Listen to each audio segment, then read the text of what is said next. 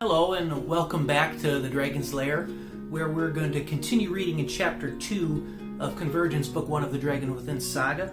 It is available to purchase through Love and Light Productions' website. I'll have the link in the comments below if you want to choose it and check it out. So we left off when the young boy had just befriended another boy at the orphanage, and they were kind of starting to play games together, and the young boy was breaking out of his isolation in response to the episode with the old man and the beast. But the beast had taken notice and was not pleased. So here we go.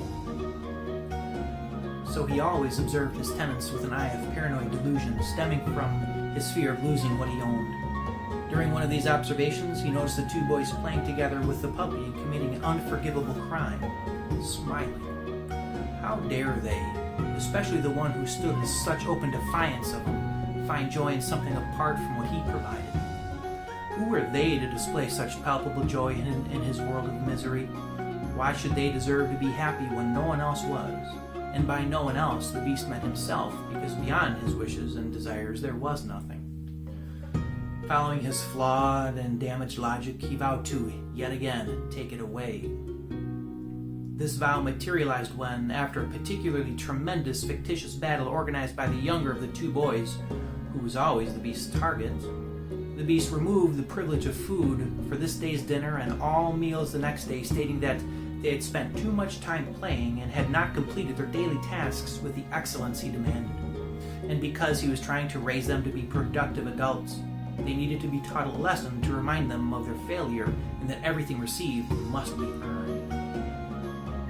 When hearing this injustice, the young boy felt well up inside him a pool of confidence and strength he'd felt only once before.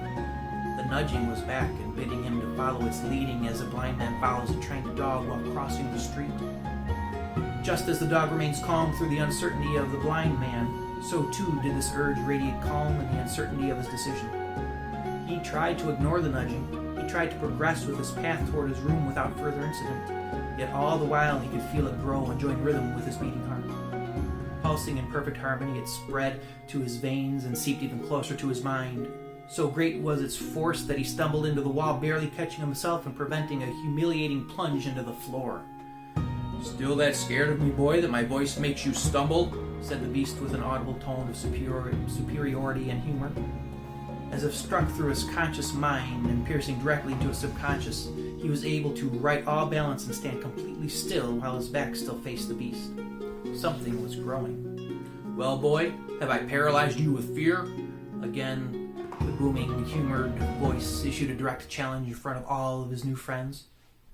There was still no change in the young boy's posture except for a slight raising of his chin to level his head. Something was indeed growing within. There was no longer a pulsing nudge, because in this moment he yielded to it. He allowed himself to be led down a path whose end he could not see, let alone possess any knowledge of.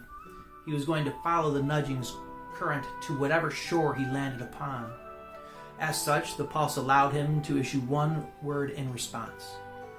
From his lips emerged a slow, quiet, and calm single word: "No." There was no malice in his voice, or raised emotions of any kind. It was succinct, controlled, and definitive. He was not afraid. What did you say?" The beast glared hard at his back as if trying to look through him to his eyes. "Look at me when I'm talking to you." "No." Again, the pulling led him to the single-ending word. The beast instantly pounced. In a blinding step much faster than his size would seem to have allowed, the owner was upon him. Yet before contact was made, the boy stepped hard around and spun with one hand extended. At the very last second, the boy whipped his extended hand back, allowing the momentum to flourish within his trailing hand aimed directly at the beast's abdomen. The force of the blow was enough to stop the raging beast in his tracks, but greater yet, it seemed to have stopped time itself. There was an audible and collective gasp from the rest of the children, followed by a silence that hung in the air as if a strand of divine rope suspended the world itself was cut, and they were all waiting for the inevitable plummet when all things would end. Stunned were both combatants, and both for the same reason. Never before had anyone stood up to the beast, either verbally or physically, and the boy had managed to do both in the span of a few heartbeats. As if jolted back to reality by the understanding of what he had done, the boy lost his center direction and felt the link to his inner nudge fade rapidly away. But the beast had no such pause. He unleashed a crushing strike to the boy's stomach that dropped him like a rock. Gasping for breath, the boy was scooped up by the beast and thrown through the door into the sleeping chambers. "No food for you for a week. You get water rations only. All of you other dorslings had better be in bed before I come back, or it will be the same for you." And he plunged through the front door, almost blasting it off its hinges with the force of his exit. When he was able to breathe again, he understood his act of defiance had done two things in addition to reducing his food supply. Firstly, it had established a reverential awe from the other children and garnished instant respect. Secondly, and infinitely more importantly, he felt the first bonds of the Dark Link. Though he did not understand it at the time, he had taken his first step down a path foretold by the oldest and darkest of powers embedded in the world. During the following days, the beast left him alone, in no small portion to the unwillingly acknowledged respect the beast now had for him. True, this respect extended only so far as the beast was never directly challenged again, but there was still a portion of respect nonetheless. As such, his friend was able to visit him and secretly deliver food left over from his dinner. Although his friend was hungry, he was willing to sacrifice some of what he had for the one who finally stood up to the beast. And while the beast's attention was somewhere else, his friend acted. This plan would have worked well had it not been for the prying eyes of one of the young girls in the orphanage who, in an attempt to seek favor from her horrible host, told him everything. But the owner did not erupt at the boys immediately. He waited, he watched, and he planned. When the boys had believed they had gotten away with their plot, he launched his attack, and it was vicious.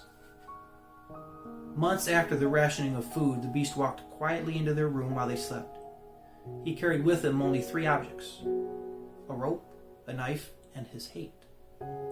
He weaved the rope around the bed of the younger boy several times and slowly began tightening it. Once he was satisfied that there was no way the younger boy would escape his bonds, he turned his imposing physical attention toward the older of the 2 boys. Hanging over the older boy like a snake poised to strike, he spoke softly to the younger boy, urging him to wake. As the younger boy's eyes fluttered, signaling his return to consciousness, the beast pierced the left eye of the still sleeping older boy with a precise and measured stab using a small and slender filleting knife. Evoking a deathly hideous cry, the older boy woke up in a mixed state of complete confusion and utter pain. He instinctively gripped his left eye socket, scurried to the head of his bed, and continued the blood-filled, painfully piercing banshee wailing. Looking straight at the bound and now crying younger boy, the owner threatened him with a filleting knife, instructing him that if he did not stop his crying, he was going to repeat on him what he was in the process of doing to the older boy. Still, the level of hideous sound produced the older boy was growing to a fevered pitch where nothing else was noticeable.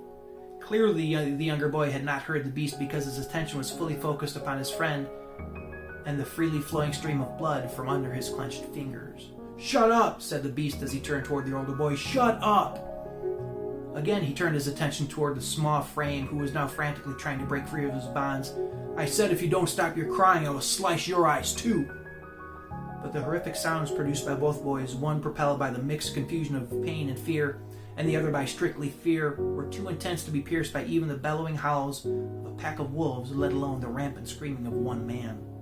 Then, in one motion, the symphony of agony reached its crescendo as the owner spun around and knocked the older boy in the temple with the butt of his knife, rendering him completely silent and utterly motionless. "There, that will keep you quiet." And we're going to end right there. Thanks for coming in, listening. As bad as my reading is, I appreciate it once again. That was out of Chapter 2 of Convergence from the Dragon Within Saga, available on Love and Light Productions. If you liked it, like this video, please subscribe where you'll get daily updates. I usually post things just about every day, whether it be poems or reading. So yeah, have a great day, and thanks for tuning in, and never forget to release your dragon within.